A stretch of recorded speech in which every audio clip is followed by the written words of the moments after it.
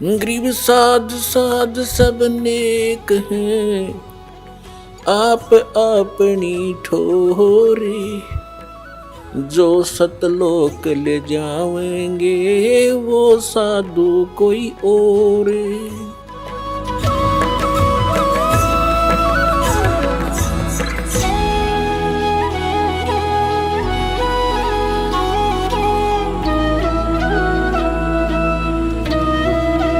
परम पिता परमात्मा पूर्ण ब्रह्म सर्व सृष्टि के रचने वाले कबीर परमेश्वर जी की असीम रजा से आप सभी पुण्यात्माएं परमात्मा की महिमा सुनने के लिए उपस्थित हुए। जिन पुण्यकर्मी प्राणियों के पुण्य उदय होते हैं उनको मानव शरीर प्राप्त होता है। जितने भी वर्तमान के अंदर मानव शरीर प्राप्त स्त्री या पुरुष प्राणी हैं, ये सभी परमात्मा पाने योग्य नंबर प्राप्त हैं। इनके इतने पुण्य हैं, इनको परमात्मा पाने वाली उस यूनिवर्सिटी के अंदर विश्वविद्यालय में प्रवेश प्राप्त हो चुका है। इसलिए इनकी पोशाक भिन्न है, इनका बॉडी अलग है अन्य प्राणियों से। जैसे बच्चे विद्यालय में जाते हैं उनकी पोशाक उन बच्चों से भिन्न होती है जो गांव में खेल कूद मचाते हैं, तो अन्य जो प्राणी हैं मानव शरीर को छोड़कर वो विद्यालय उनको प्राप्त नहीं है, उनका प्रवेश नहीं है। और जिनको मानव शरीर प्राप्त हो गया वो विद्यार्थी हैं। और विद्यार्थी का क्या कर्तव्य होता है? विद्यार्थी का कर्तव्य होता है कि वो टीचर से विद्या ग्रहण करे और डिग्री प्राप्त करे और फिर उस विद्या से जो प्राप्त होने वाले सुख लाभ हैं उसको फील्ड में जाकर अपने क्षेत्र में जाकर के उनको आनंद मनावे। और जो विद्यार्थी विद्या काल में स्टडी पीरियड में सिनेमा देखता है, शराब पीता है, डांस करता है, आवारा घूमता है, विद्या ग्रहण नहीं करता, तो वो विद्यार्थी अपने उद्देश्य से भटका हुआ है। और फिर वो आगे चल के कितनी हानि उठाता है उसका उस समय विद्या का समाप्त हो जाता है। वो फिर क्या करता है? मजदूरी करता है। एक समय एक मजदूर किसी सड़क के ऊपर, रोड के ऊपर मजदूरी कर रहा था, मिट्टी ढो रहा था। और उसी रोड के ऊपर एक एक्सियन एग्जीक्यूटिव इंजीनियर उसी महकमे का B&R का गाड़ी में बैठकर इंस्पेक्शन करने के लिए उसी रोड पर आया और सभी अधिकारी कर्मचारी उसके सामने प्रणाम करके खड़े और सभी वो इंस्ट्रक्शन दे रहा था। फिर वो चला जाता है तब वो एक मजदूर जो वह मजदूरी कर रहा था वो फिर कह रहा था कि ये एक्शन मेरा क्लास फेलो था, ये मेरा सहपाठी था, मेरे कर्म फूट गए, मेरे भाग फूट गए, मैं पढ़ा नहीं। मेरे बच्चे यहाँ मिट्टी में लेटे हुए हैं, मेरे साथ ही वृक्ष के नीचे रेत में खेल रहे हैं और ये कार में चलता है, कोठी में पंखे और कूलर लगे हैं, इसके बच्चे अच्छी स्थिति में रह रहे हैं। तो यहां परमात्मा आपको याद दिलाते हैं कि जिस समय आप संसार छोड़कर जाओगे आपकी विद्या का समय पूरा हो गया विद्यालय का। जो विद्यार्थी अच्छी शिक्षा ग्रहण करके सिलेबस के अनुसार टीचर की इंस्ट्रक्शन अनुसार सभी होमवर्क क्लास वर्क करके अच्छे नंबरों से यानी पास होकर के सफल हुआ, तो उसको उस शिक्षा का पूर्ण लाभ प्राप्त हुआ और वो फिर उस फील्ड में आनंद मना रहा है। अर्थात आध्यात्मिक जो गुरु होते हैं वो टीचर होते हैं, और टीचर वही होता जो सिलेबस अनुसार शिक्षा देता है, टीचिंग करता है। सिलेबस कौन है? हमारे सदग्रंथ हैं।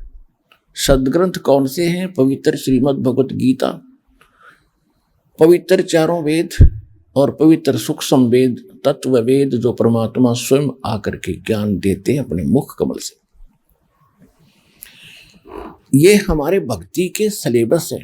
इसके सहयोगी शास्त्र हैं पवित्र कुरान, पवित्र पुराण और पवित्र बाइबल, और पवित्र गुरु ग्रंथ साहिब भी हमारी जो मैला पहला की वाणी है और कबीर साहिब की उसमें जो वाणी है वो हमारा सिलेबस है इन श्रीमद् भगवत गीता और सर्ववेदों और सूक्ष्म वेद के तुल्य है।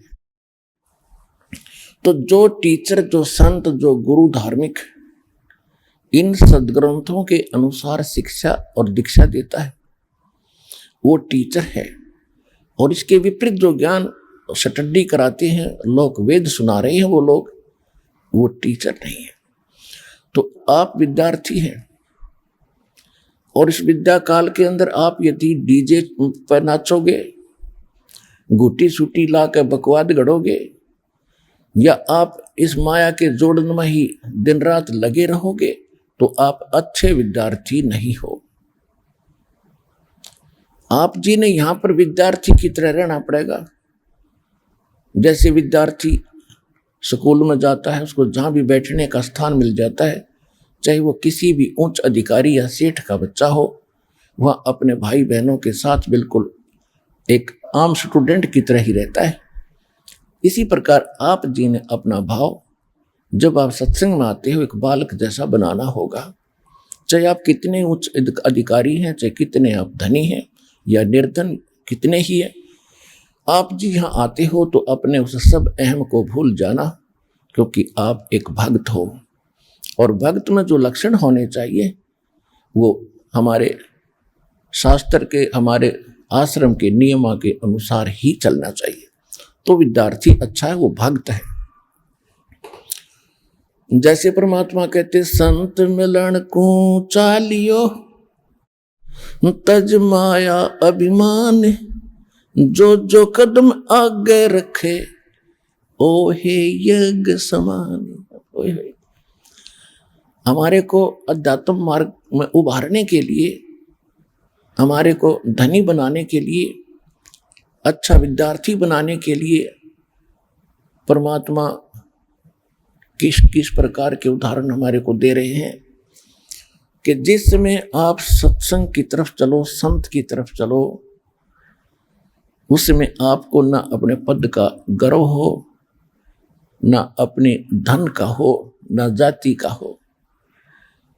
आप ऐसे आए जैसे एक भयंकर रोग पीड़ित व्यक्ति जिस समय वो हॉस्पिटल की तरफ चलता है और वहाँ के लोकल डॉक्टर उसको जवाब दे देते हैं कि आपकी बीमारी हमारे समझ से बाहर है, आप पीजीआई के अंदर या एमएस के अंदर चेक कराइए। तो चाहे वो कितना बड़ा अधिकारी है, चाहे कितनी बड़ी उसकी पोस्ट है, कितना उसका धन है, उस समय उसको अपनी औकात का पता होता है कि अब तेरे साथ क्या बन सकता है। फिर वो हॉस्पिटल की तरफ जाता है तो उसको पता होता है कि अब तू शायद कुछ दिनों का ही मेहमान है। उस समय चाहे वो कितना बड़ा अधिकारी हो, कितना ही पद प्राप्त हो, वो पद और अपना धनाढ्य नहीं देखता, अपना जीवन देखता है। जहां भी डॉक्टर कहते हैं वही बैठ जाता है।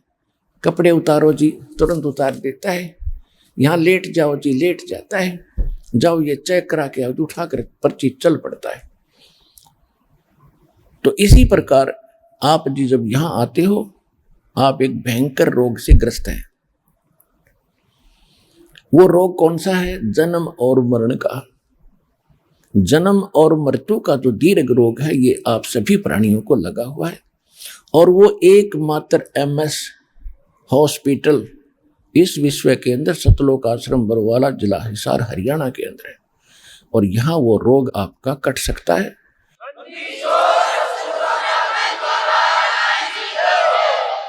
और यहां आकर भी आपके अंदर नखरे रहेंगे, किसी प्रकार का अहम बकवाद रहेगी, तो फिर आप जीवन रक्षा नहीं कर पाओगे, अर्थात उस दीर्घ रोग के नाश होने से वंचित रह जाओगे। फिर यहां आना और ना आना आपका व्यर्थ है। तो परमात्मा कहते संत मिलन को चालियो, भाई तजमाया अभिमान, जो जो कदम आगे रखे है ओहे यज्ञ समान। ओहे, तो इस भाव से, अधीन भाव से, विनम्र होकर के, एक दास बन के देखो, परमात्मा ने स्वयं अपने आप को कबीर दास कहा। क्यों कहा? वो तो साहिब थे, हमारे लिए कहा कि आप जी ने यहाँ किसी भी प्रकार का अहम नहीं करना, अहम करोगे तो मुझे पसंद नहीं। जब हमारे परमपिता परमात्मा किस प्रकार रहे, एक धानक रूप में, जुलाहे रूप में, एक शूद्रों की कॉलोनी में, निर्धनों की कॉलोनी में। उसका कारण क्या है कि निर्धन और जो शूद्र कहलाते हैं, उनमें एक विशेषता होती है, आधीनी होती है, क्योंकि वो हर तरह से किसी ना किसी वस्तु के भूखे रहते हैं, और जहां आवश्यकता पूरी नहीं होती वहां अधीन होना एक स्वाभाविक गुण बन जाता है। और परमात्मा ये बताना चाहते हैं कि ऊंचे कुल में भक्ति ना होए, नीचा ही कुल दीजिए। और तपिया ने तो जब तप की ना वो लोधिया नाल पतीजे। ऊंचे कुल में दुर्योधन रावण, और नीचे कुल में गणका। गणका माने एक वैश्या थी जिसको भगवान ने पार किया उसकी बुराई छुटा के। ऊंचे कुल में दुर्योधन रावण, नीचे कुल में गणका। और गणका भिलनी जब पार उतरगी तो गर्भ करियो ना धन का। परमात्मा कहते हैं कि ऊंचे कुल में भक्ति ना होए। जो आज ये मंत्री, मुख्यमंत्री, प्रधानमंत्री, IAS, IPS, जज, वकील बने बैठे हैं, जो इस ज्ञान को सुनना भी पसंद नहीं करते, क्योंकि इन नकली गुरुओं ने इस संत मत में एक हेट, एक नफरत पैदा कर दी, और सबके मन में एक धारणा बैठ गई है कि सब ये लुटेरे हैं, इन्होंने अपना धंधा खोल रखा है। तो पुण्यात्माओं, ये स्वाभाविक है। काल ये चाहता है कि इनको इतना कंडम कर दूं कि भक्ति से नफरत हो, और किसी का दोष नहीं मानता दास।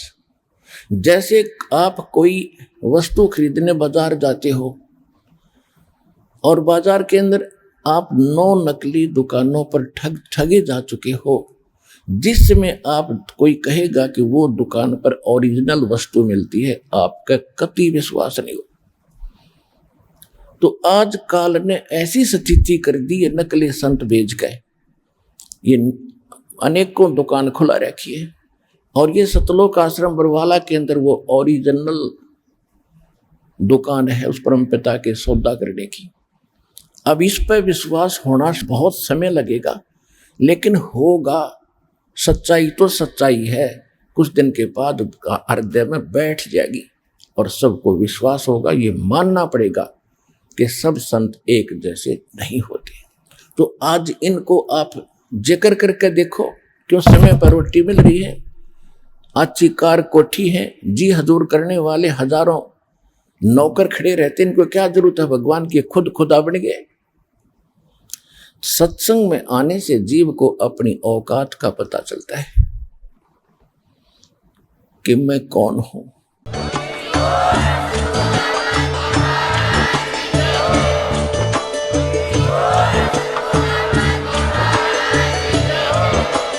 आप सुन रहे थे जगत गुरु तत्वदर्शी संत रामपाल जी महाराज जी के मंगल प्रवचन। अधिक जानकारी के लिए विजिट कीजिए हमारी वेबसाइट www.jagatgururampalji.org। संत रामपाल जी महाराज जी के शुभ आशीर्वाद से पूरे विश्व भर में 500 से भी ज्यादा नाम दीक्षा केंद्र हैं, जिन पर संत रामपाल जी महाराज जी द्वारा ऑनलाइन निशुल्क नाम दीक्षा दी जा रही है। अपने नजदीकी नाम दीक्षा केंद्र का पता करने के लिए संपर्क करें 8222880541।